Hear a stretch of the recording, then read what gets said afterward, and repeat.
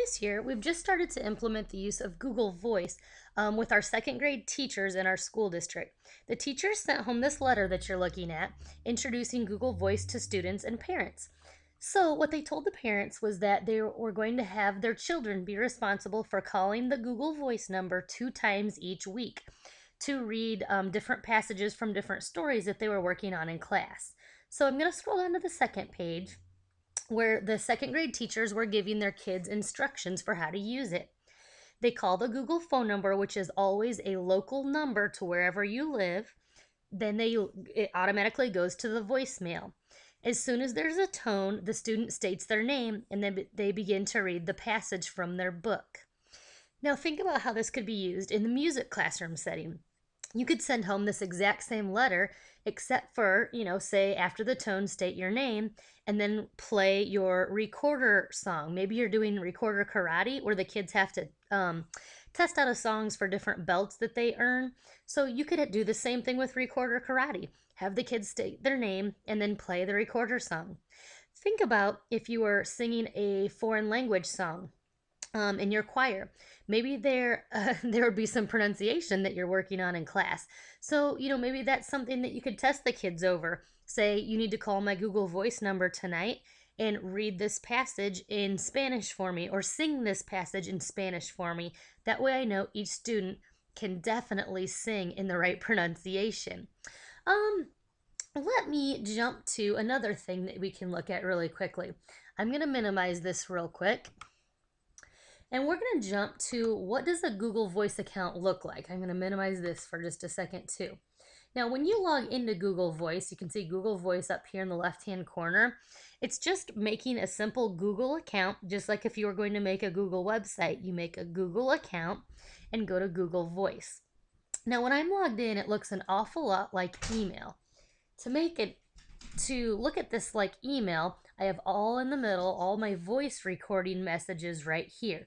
So these are my voicemails, but I can actually play them and listen to them right on the computer from the comfort of my own home. To play one of my messages, all I would simply do is go to one of the messages, and this is one that I left on here just for us today.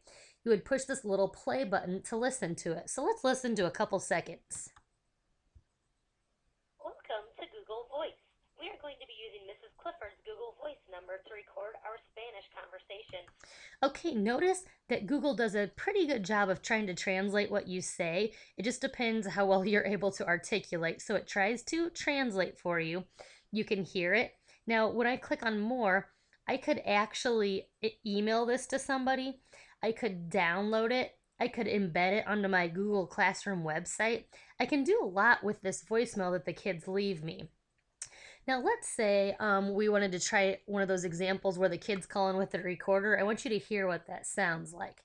So I'm going to play. This is a message, a generic message from a student who would call in to play their recorder for you. Hi, Mrs. Clifford. This is Connor Smith playing the White Belt song for you today.